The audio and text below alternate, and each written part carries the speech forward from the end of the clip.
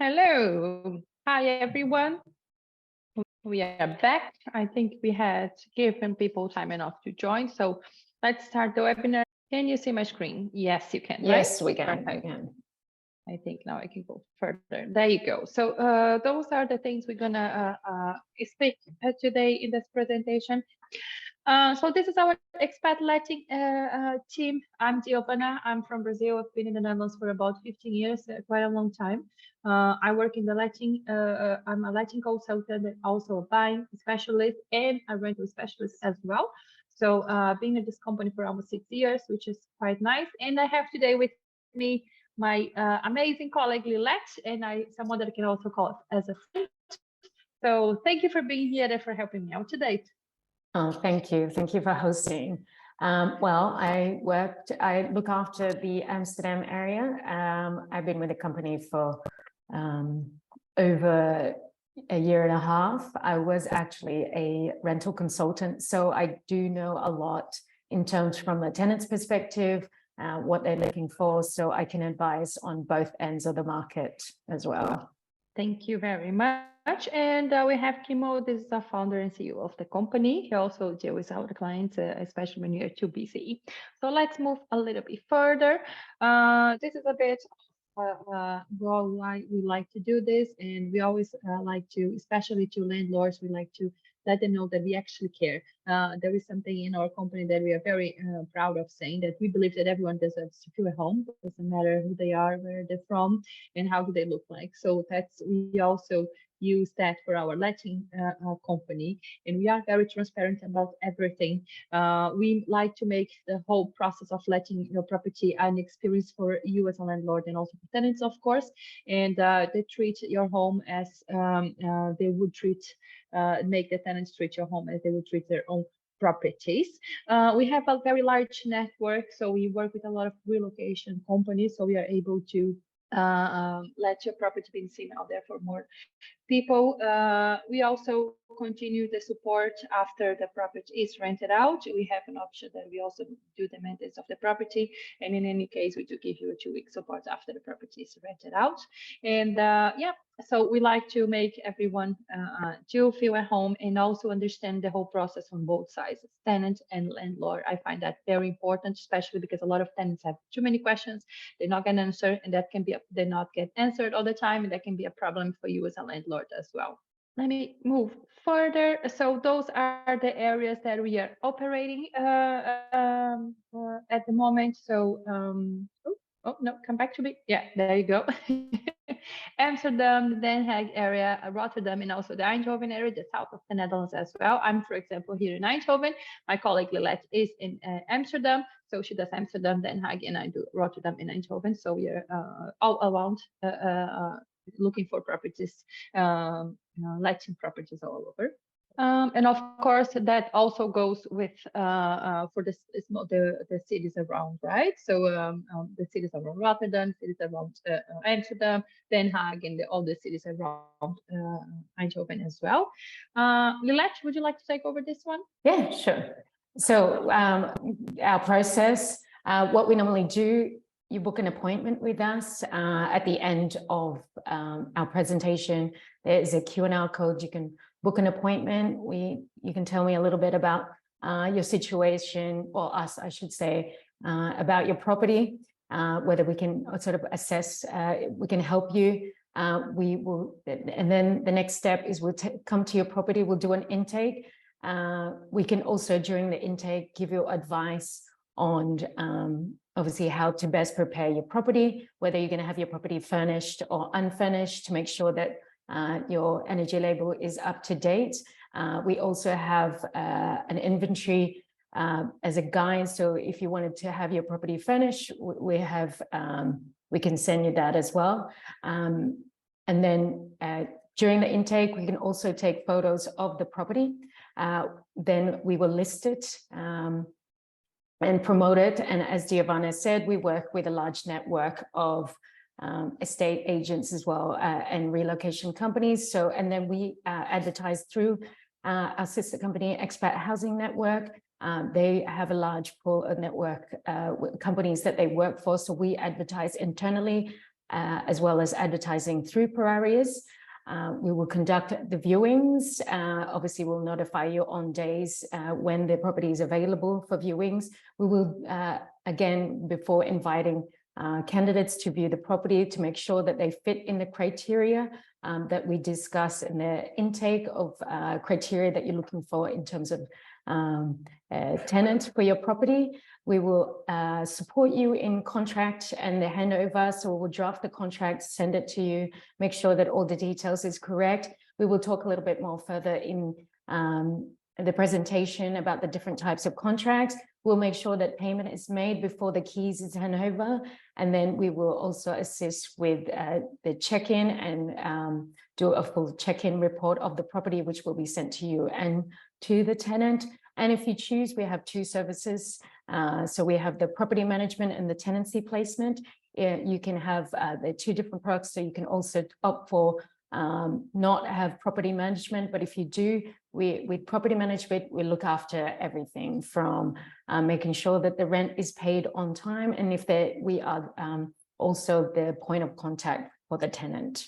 Thank you very much. Please let me know if something goes wrong with this screen, because I see that it's coming on and off on my computer. I'm not sure why. No worries. Yeah. We have here a little comparison about renting or selling. Let me go further. There you go. The pros and cons of renting or selling your property, the property that you currently have. So selling, of course, capital, right? No capital gain against property taxes. So if you sell your property and you make some profit out of it, there's no taxes on that one. Of course, the money cannot be in your bank account for a very long time, otherwise the Dutch government most likely will charge you something. But at first you can have for a certain period and you don't pay any taxes, no more maintenance, there's nothing else you can do. Some cons, the cooling market, the market did cool off a little bit. Yeah, and then it might be a good time to sell it and make some money while you can't. Well, taxes as well, and no passive income, no receiving passive income. If you rent it out, of course, rented is untaxed, so passive income, the mortgage can pay itself. Breach of a cooling market, so you can wait until the market goes up again and before you sell the property, although it is going up again. Build up equity, of course, the mortgage pays off. You don't have to worry about it. And the cons is maintenance responsibility. We're going to talk about that. What are the landlord's responsibilities? What are the tenants' responsibilities? I see that someone raised their hand. We can't hear you or see you. So if you have any questions, please put it in the chat or in the Q&A. Then one of us will go through it with you. Also, no mortgage rebate scheme when you rent your property, so you have to no mortgage rebate scheme. That's some cons. And tenants protection. We're also going to talk about that, because tenants, they do have a lot of protection in the Netherlands, and that goes with the contract. So we're going to go to the contracts with you, and then we can explain better what the tenant protection is. So let's move further. Some rules and regulations. What we're going to talk about today, property protection law, the approval that you need to be able to rent it out a property, regulated or deregulated property. That's something that we're also going to go through it. Housing permit, if you need it or not, and sharing permit, if you need it or not. So let's go through them. Property purchase protection law. So that's a very important one, and it is different from areas. So, for example, since last year, April 2022, there is a new law. If you bought a property last year, for example, after the 1st of April 2022, there is a new law that says that if you buy a property, for example, I'll give you Eindhoven example. If you buy a property with a WOZ value of a maximum of 355, it means that you're not allowed to rent it out the property. You have to live in the property for about 5 years before the City Hall gives you permission to rent it out. So first of all, I'm going to explain to you what is a WOZ value. So WOZ value, that's very important for you to remember. There's nothing to do with market value, with the value that you see on Funda, or with the value that you pay for your property. Nothing to do with that, or even the value that you're going to sell your property. It has to do about the value that the municipality gives to your property to charge you the taxes, the sewage taxes, the water board taxes, the normal taxes that you have to pay. So this is WOZ value. So if you bought a property, let's say in Eindhoven, it would be around 380, 400,000 euros. And the WOZ value, because it will come in the documents of the property, is like 350. It means that for the next 5 years, you have to live in the property to be able to rent it out. You're not allowed to rent it out before. But remember, this is from 1st of April last year. If you bought before that, then it's a different story. You don't need the permission to rent. You're always going to need the permission from your bank to rent out your property if you have a mortgage, but then no, not from the city hall. Of course, depends on the areas, because you might need housing permits and insurers permission, but that's something different. We're going to talk a bit later. But this is regarding the WOZ value of the property. So Amsterdam is 533,000 euros. So if you bought a property last year after the 1st of April and the WOZ value is up to 533, it means that you have to live in the house in Amsterdam is for 4 years. Utrecht is also 4 years, and Haarlem, no, I'm sorry, Utrecht is 5, and Haarlem is also 4 years that you have to live in the property. So this below you can see WOZ of the cities. And if you do not know your WOZ, there is a website called woz.nl actually, and you can just put your postcode, your zip code of your property, and the number of your property, apartment or house, and there you can see what is the last WOZ. Of course, if you bought the property before 1st of April last year, then it doesn't really apply to you. But if you bought after that, or if you buy now, for example, that will apply, and that might affect your plans of renting out the property, right?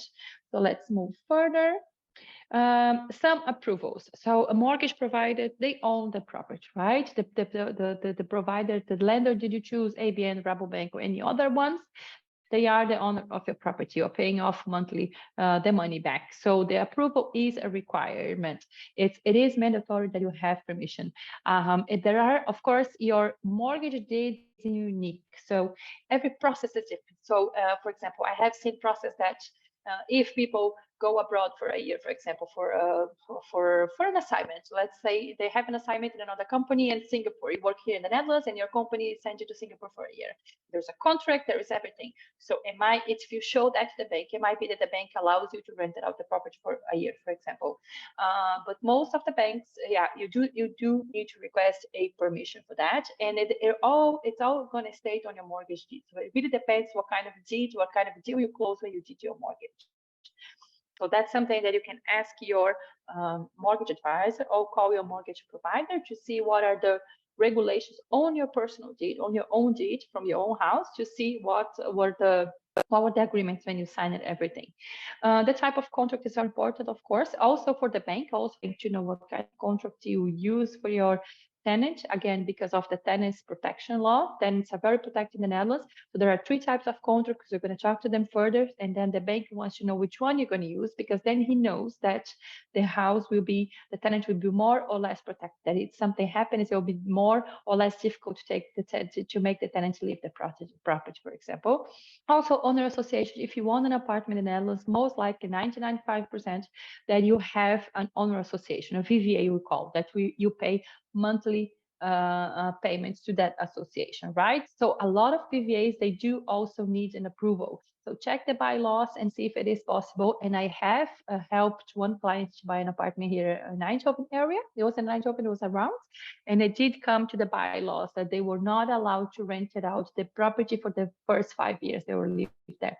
Not because of value, because that was about 3 years ago, nothing, just because the building wanted to keep, they did not want, the association agreed that they did not want the people coming in and out the whole time. So they wanted to have like people that would stay for a longer period.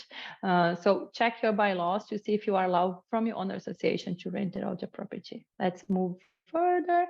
Deregulated and regulated. So I will pass that to you, Lilet, because you are the expert on points. Oh my God, I've talked about points like so many times. That's the number one question that everybody asks is Indeed, about so that's why I thought you should be the one. Well, not that's quite. That's why you should be the one. It's all up in the air. I'm sure that a lot of you are on this webinar based on the fact that one of your main questions that you have is what's going to happen next year.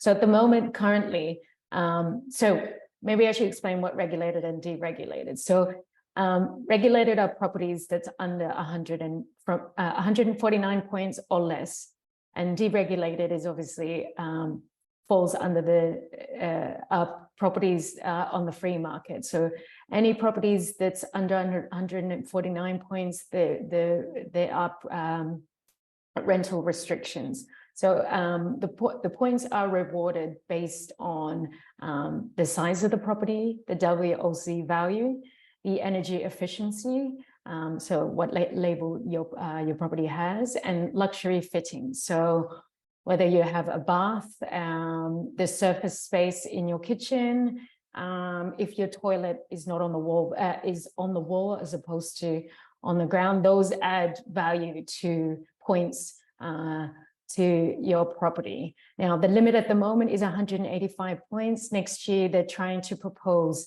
for the points to go up. And the reason for this is obviously to try to regulate the market, to help the middle-income earners and low-income earners to rent out property and not to have access to these properties in the Netherlands. It's normally properties that are like smaller, like the one-bedroom properties that are affected. But what it entails when it goes up next year to over 185 points, we're not really sure yet. And as you know, you guys have seen on the news, the government has collapsed. So maybe there's a little bit of delay when the announcement will be made, or if the announcement will actually happen.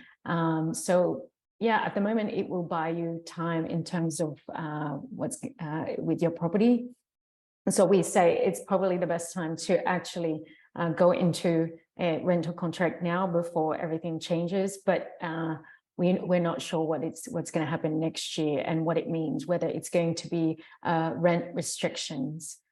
Thank you very much. It's fun that we have to say the government collapsed. So that's just, it's a bit surreal for me. But yes, indeed, we don't know when they're going to approve now all the laws they were supposed to. So enjoy the time that it's still not going up, so you can rent out your property. You don't have to do many transformations, many things to have more points. Let's go further. Sharing permit. Yeah, I'll leave it to you, Lilet. Okay, so certain cities, you need a sharing permit, and obviously it differs in each municipality. We say, please go onto the different municipality website, and it would tell you who requires and what are the requirements for a sharing permit. So a sharing permit is if more than two people from different households lives in the property, then then you will need a sharing permit. Actually, it's the landlord who applies for this permit. And the requirements are before you can apply is that there is fire safety, there's communal space of 11 meters square per person, the sound insulation, and tenants have individual contracts, but also some municipalities, certain areas have limits on how many sharing permits in certain areas. So do check with your municipality. Thank you. Oh, so did we miss ideal... one?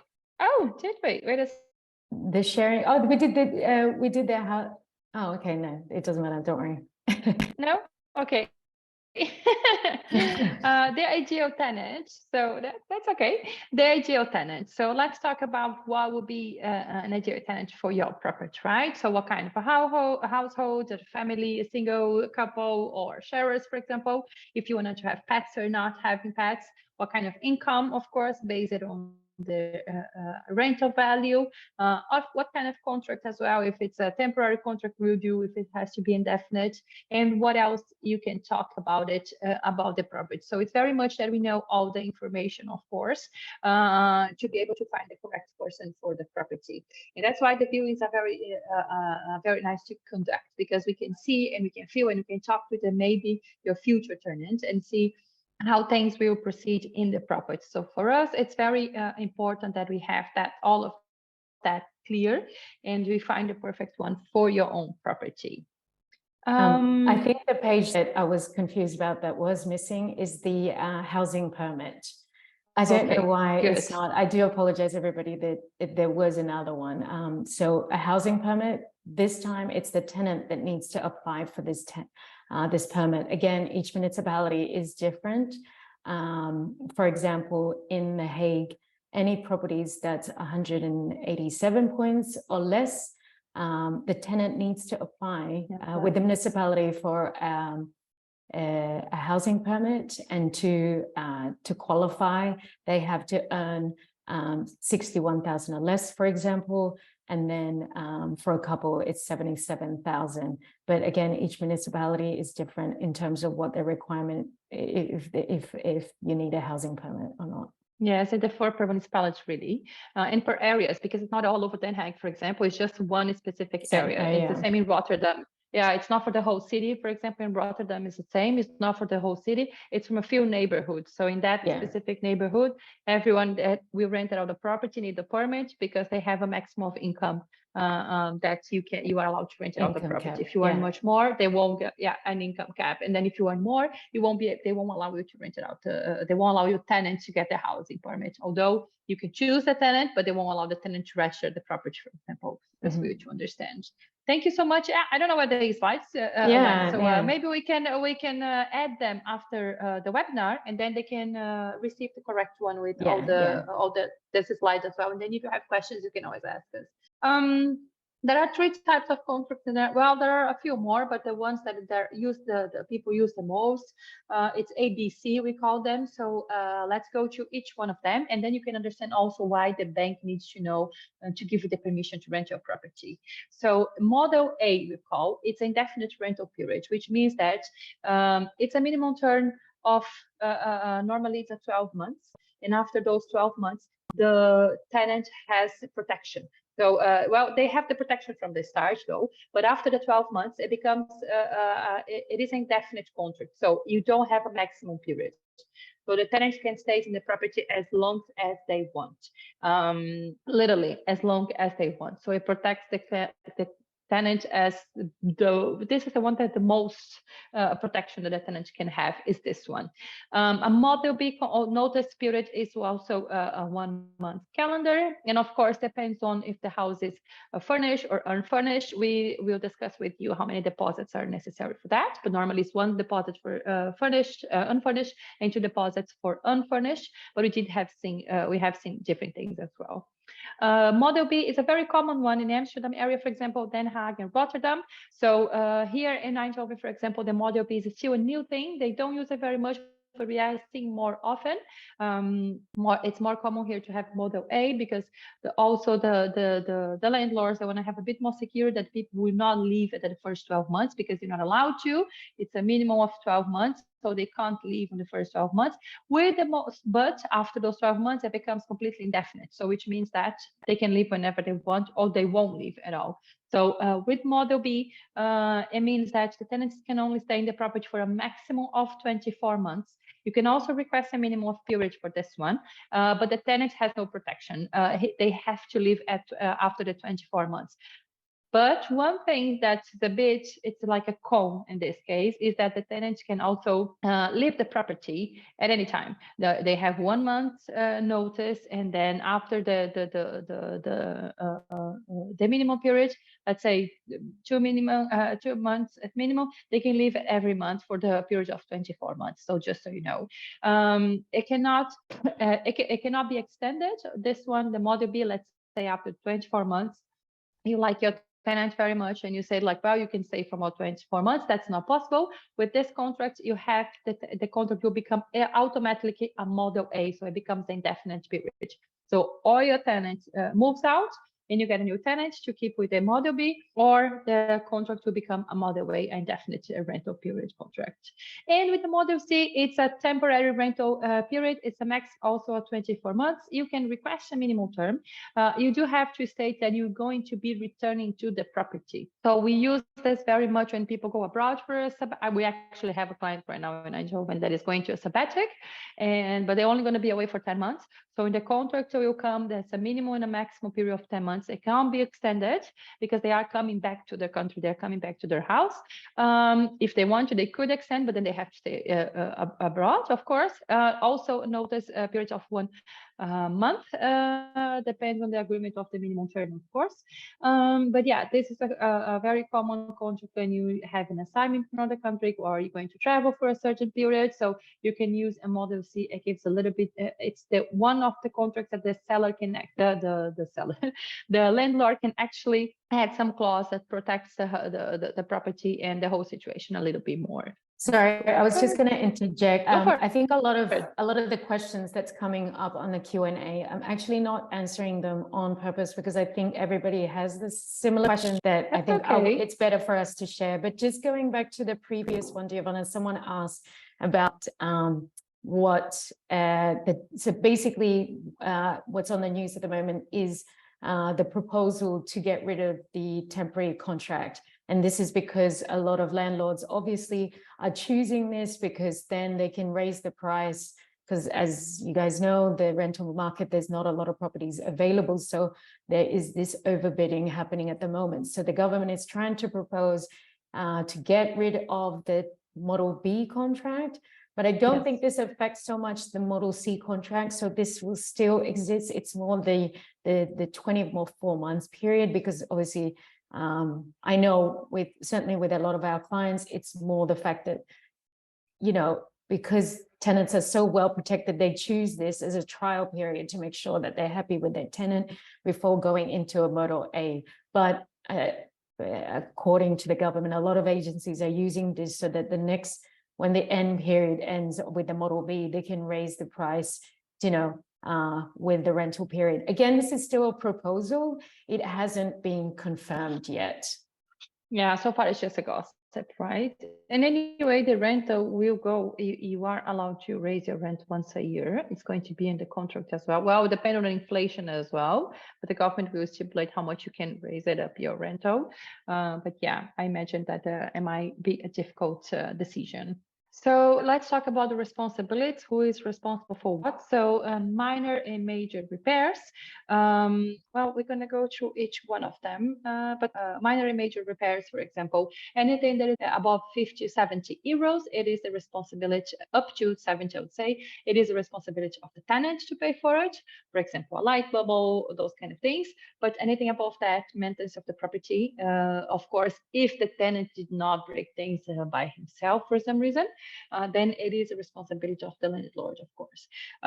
Notice period, 3 to 1 month. You can choose most likely, it depends on the contract as well. It will be 1 month notice, but we have seen different approaches on landlord that want to have a little bit more time.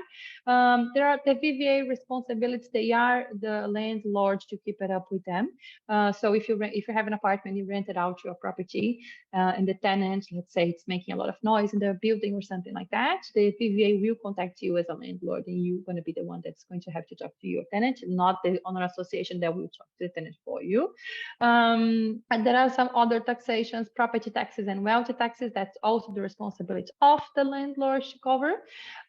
Registration in the property, that's responsibility of both of you, landlord and tenant. For example, it's very important that you make sure that your tenant is registered from the property, so you don't receive any other taxes when they're, I don't know, maybe they come from another country, they will come back, they will go home to the home country, and then they don't deregister from the city hall, for example. But then you keep receiving all the taxes that they have to pay yearly. So that's going to be the name of the property, and that can give you a lot of trouble to solve. And of course, if you are renting a property, for example, that it falls into the permit, into all the permit that you need to be able to rent it out, and the people that you are renting out the property are able to register, that's also going to be a problem with the municipality. So be aware of that. Again, every municipality have different rules, but one thing we know for sure, registration and deregistration are very important to happen. That you make sure that your tenants do register, pay all the bills that they have to pay regarding the municipality, and you are not the one who responsible for that. And they also deregister, so you do not have to pay anything in the future. Some latest news. Well, I think we touched on it already. Obviously, yes, it's supposed to take effect. Most of them, yeah, in 2024, and that's one. Obviously, the points going up, and then also the WOZ has already used to account 100%, but now it's only 30% of the WOZ goes to the points system, and with the temporary contract as well. Again, it's still a proposal. And also the maximum rent increase is obviously 4.1%, which is 3.1 wage. So that has changed, and that has taken effect this year. So it's 3.1% wage development at plus 1%. And as I mentioned, the WOZ value, sorry, it's 33% account for any properties that's 187 points or less. And do you know why the WOZ value went down for 33%? It's because the WOZ value in the Netherlands, because of the high price of the selling price in the Netherlands, has going so high the past few years, around 17-18% a year. So which was making the properties having way too much points, just because the amount of the WOZ value, that's how, because it went too high. So that's why they reduced as well. And of course, yeah, they want to have old properties being renovated, right? It's more safety for everyone. So that also helps, but especially because the WOZ value went so high for the past few years that they have decided to add less to the points than they used to be in a few years ago. Let's move further. Questions time. So before we start with the questions, this is the Q&A, the QR code you can scan. If you have, you're gonna see our emails. If you needed a specific look into your case, book an intake with us. It's a free intake, so we can talk about it. We can see what the best options for your property is, and for the whole situation, of course. Or after the presentation, if you forgot anything, if we did not answer what you need, please let us know, and we can see what we can help you through. We can also share the link to check what is your current points of the property that you wish to buy, or property, what your points of your property currently is now. So we can share that information with you. The first one was, does this purchase protection apply to Airbnb short term? I think the Airbnb has different rules in terms of, obviously there is a limit of how long you can rent out your property as an Airbnb, but the property protection obviously applies differently to this rule. But we don't do Airbnb as such, so I think it's best to look into that. But I don't think the property protection law applies to it. So property protection law is to basically encourage first home buyers to keep their homes. So that's why I'm saying I don't think it applies to it. So it's more that, so that there is easy access, there's more availability for first home buyers, and to protect them a little bit more, and to make sure that they do stay at their property. And so that's why I think it is different when it comes to, because obviously Airbnb, you're allowed a certain period where you can rent out your property for a year. Nobody can register the property as well. Yeah, so. Exactly. And you also, in any way, you do need a permission from your mortgage provider if you do have a mortgage, even if it's an Airbnb, just so you know. And you have to, I know with Airbnb, you have to register the property as well. As an Airbnb, indeed. And then what is the value? What is value? Is more than 500K? I don't know. So this question, Diovana, I think came up when you were talking about the property protection law. So the limit is 533. So any property that's 533 or less in Amsterdam, you have to live in the property for 5 years before you can. The WOZ value, not the value of the property, the WOZ value. Remember that. Then you have to live in the property, indeed. You have to live in the house for the 500. What if the value is more than 500K? Do you still have if the value is higher than 533, you do not have to live in the house for the next 5 years. Then the law doesn't apply. Only up to maximum of 533 for Amsterdam. Other cities might be lower. What if I get a foreign assignment? Can you rent it out before 5 years are complete? If the WOZ value is up to 533, we are using Amsterdam as a value right now. you're going to have to apply at the city hall and make your case. At first, no, you can't. You will have to have a permission from the city hall to do so. You're going to have to prove all of it, and you're still going to have to need a permission from your bank to do so. But the first answer will be a no, and then you apply for the permit, and then you prove to the city hall why are you going to rent it out your property, and and then they will make a decision. And some banks About look at, sorry. Some banks look at obviously the type of contract that you enter as well. So if it's like a Model C, which is what they normally agree with, and each bank is different. So with a Model C, you can add as a landlord some clauses to it, which the bank prefers. And each bank has different requirements on if they do allow for you to rent out your property. It will most likely on your mortgage deed, there will come that you're not allowed to do so, but it's always worth it to talk to the bank because there are different situations that they might allow and they maybe would not allow. Well, and also depends how much you have used that as a mortgage, for example. Let's say you only finance 50%, for example. That's a whole different looking from the bank as well. So that's why every single mortgage process is different, and every one of the mortgage deeds are different. So please ask your bank about and it is possible that the bank give you permission. I just had a client who just got permission, and one of the requirements that they stipulate is that it has an end date, and that the money goes directly to the landlord and not to an agency. So there's certain requirements for each bank, and as Diovana said, it will really depend on case by case, depending on how much you paid or what but that's why you should talk to a mortgage advisor as well, and they'll be able to investigate your case. Yes.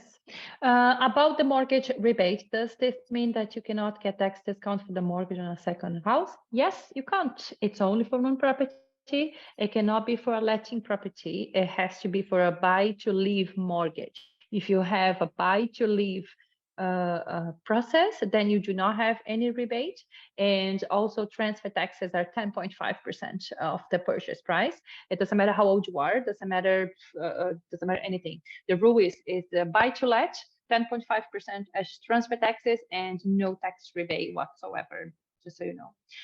There is a lot of preparation to change that as well, isn't there? So there won't be any temporary contracts. Well, my colleague already answered that. We don't know for sure. There is a buzz around, but there is no vote prepared for that yet. So we don't know for sure. And again, with not having a government, things will get later and later to be solved. So we don't expect any news on this one anytime soon.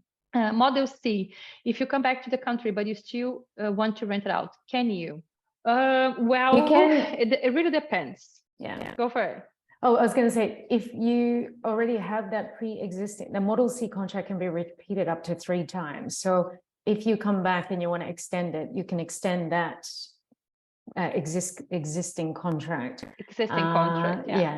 And it just depends on your case, as long as you always have the intention to return back to your property. But this is not always favored by tenants, because obviously the uncertainty of how long their contract will be and how long they've got, it's not the most attractive as such. Michelle, you're saying that the QR code's not working for you, so we make sure it's going to be working once you get the email with the presentation as well.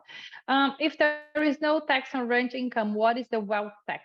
The government doesn't charge you specific taxes for the rent, but of course, in the Netherlands, you do have taxes over your incomes, of course, directly. So it's not that the taxes will be specific for your rent. So there is no income on your rent that you earn, but they will get the whole picture and charge you the wealth taxes. That's how more or less how it works. That's about what I can tell you without giving any specifics, because also it's different as well, that if you have more than one property and it's the main source of your income, then it does get taxed. So again, they also go under different box 1 or 2, and Diovana and I are not qualified to obviously Depends where you advise, fall to tell which box you will fall. yeah, Yeah. but we can always No, but give Patricia, no, sorry to interrupt you. Patricia did write something very easy to say. Wealth tax is based on your total asset value. Indeed, yeah,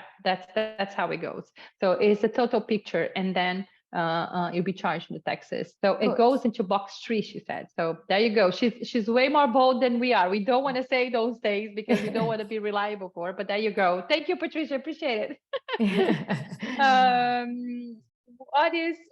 What are the advantages and disadvantages of renting under regulated markets? I'll pass that to you, Lilet. Well, it's not like you have actually a choice. Well, no, yeah, I mean, the main disadvantage and the most obvious one is obviously the amount of rent that you can charge. So in Amsterdam, I think the limit is like 833. Yes.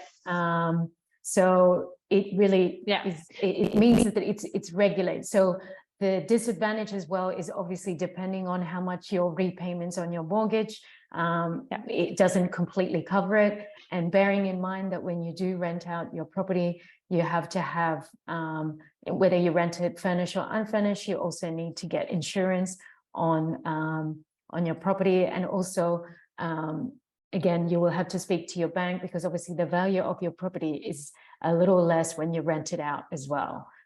It has a different value to property that you own as your home, because they don't see tenants looking after your property the same way as you do. And it will just depend obviously in the situation, but again, you will have to speak to your bank. But the main reason that people obviously are so worried that if their property falls under the social market is the fact that there is a rental cap that you can, maximum rent that you can charge, which doesn't cover completely their mortgage. And it's not like that you have a choice, actually. You have to calculate the points if you want to rent out your property. And if it falls under, there is a maximum value that you can charge. If it falls above, then it's another story. Then it falls in the private market, and then you can choose how much you can charge. So it's really normally not about advantage. But it's generally properties that's less than two bedrooms or less. And, you know, there are things that you can do to increase your points. So if it's not that far off, there are things like improving your energy label, and then obviously renovating your property and adding some luxury fittings. So you can push it if it's not that huge of a difference. But we always say it's good to rent out your property now. So, because obviously that rule does not apply to properties that are pre-existing. Yeah, indeed. And especially if you are thinking about renting a property for a long term, for example, that you're not going to rent it out for a year, then it's worth it to put some effort, right? To make the energy label better, to do some transformation in the property, to put some maybe a new kitchen or something like that, new windows, or double glaze the property, because you will get the money back eventually. And especially if you do not fall under the point system, then you can charge a little bit more, and then you ended up to get that money back anyway within a few years. I was just going to use an example. I have a client right now that has taken a Model A contract. So this is when the Model A contract, so it's, you know, because he doesn't know what's going to happen to his property. It obviously is 46 meters square. So it will definitely fall under, even though it's a newly renovated property, but he doesn't know what that would entail next year. So he decided to opt for a Model A contract until obviously he finds out what the new rules will be. What will happen? Yes, indeed. I don't see any more questions. I think there's it says, what are the advantages to renting with furnished and unfurnished? Oh, there you go. The advantage obviously of renting out furnished is a lot of expats don't have furniture whatsoever. Don't have furniture. So the pattern that we are seeing is that expats, when they come for like the first 2 years to try to navigate the city. And then after 2 years, then they try to figure out what they want. And they normally look for properties that are furnished properties as well. You can charge at least between 100, a little bit more, between 100 to 200 more than an unfurnished property. Yeah, but you do have to be aware that it's someone else using, especially if it's your property and that you used to live yourself for a long time. I had that with a client once, that he decided then take everything away that he loved it and bought like a little bit simple things, let's say IKEA things, to rent it out because he didn't not want to have people using those specific furniture. So be aware of that, of course. And when it's furnished, it has to be completely furnished. So it has to have everything. So you cannot only put a few things and call it furnished. You need to have the house completely with everything that a person needs to live in. So we are also able to, when we're doing the intake, we're explaining how it works, we are able to give you like a list of the things you need to have in the property to be able to rent it out furnished, that you're able to charge a little bit more. Well, we advise it. I think we advise it, and then you get a better chance of obviously someone making an offer on a completed property. So if you deliver it, I think for us, one of the main things that we say to our clients all the time is to deliver your property in good condition. And as Diovana said, completed, and you're more likely get more offers and more interest in your property when it is delivered. And when it is delivered in a good condition, you generally find a good candidate that will look after the property equally and will care about it, because they know as a landlord you took good care of the property. So yes, indeed. I have two questions on the Q&A. Prantik, I hope I said it correctly. I'm really sorry. What is the limit in Nieuwegen? So in Nieuwegen, it will fall in the same limit as Utrecht, but not all the cities around Utrecht do have the limit yet. So you can go to the website from Nieuwegen and check it out. But it will fall on, if it falls, it will fall on the same limit in Utrecht, which was 400 and something. I have to come back to slides to know for sure. Monisha, I hope I'm saying correctly again. I'm really sorry. Can you elaborate on the mortgage rebate scheme? So the mortgage rebate schemes, it goes like this. You let's say you're going to, I don't know, finance 300,000 euros, just any number. I'm not doing any calculation for you. And let's say you're going to have to pay 1,500 a month as a mortgage. So there is a mortgage rebate scheme from the Dutch government, and then you can have, it depends on the way that your mortgage is done, you can have an amount per month that it can be deducted from the mortgage. Of course, you are paying for that anyway, but I don't know the percentage correct. So that's something for the mortgage advisor to go deeply on that with you, because every case is a case. But let's say from the 1,500, it will go, for example, for 1,350. You can decide to have that once receive every month deducted from your mortgage, or you can receive the whole mortgage rebate scheme once a year on your bank account. But again, you have to go deeply with the mortgage advisor. That's as much as I can say about it. I don't see any more questions. I will give you a minute or so, guys. If you have more questions, please let us know. Oh, maybe I can come back to the Utrecht value that you were asking me about. Oh, here, wait a second. Let you go. 487. So that's the Utrecht area. That's for the WOZ value. Just for you to, but do take a look at Nieuwegen, because not the whole municipality of Nieuwegen is connected to Utrecht, which is kind of a little bit weird, but it does happen. So just please take a look at the website to be sure. It's quite easy to find that on the City Hall's website. They put it for everyone, and about 80% of the cities in the Netherlands are using that. So that law. There's not many that are not making use of the self-occupancy law since last year. Some of them were a bit later. For example, most of the municipalities started on the 1st of April, but for example, in the Groningen area, all the way up north, it only started on October last year. So they're slowly going to the process. I guess this is it then. Lilet, thank you so much for being here. I really appreciate it. Thank you everyone for being here. Now it's sunny, at least over here, so which is quite nice. I wish you a very nice day ahead.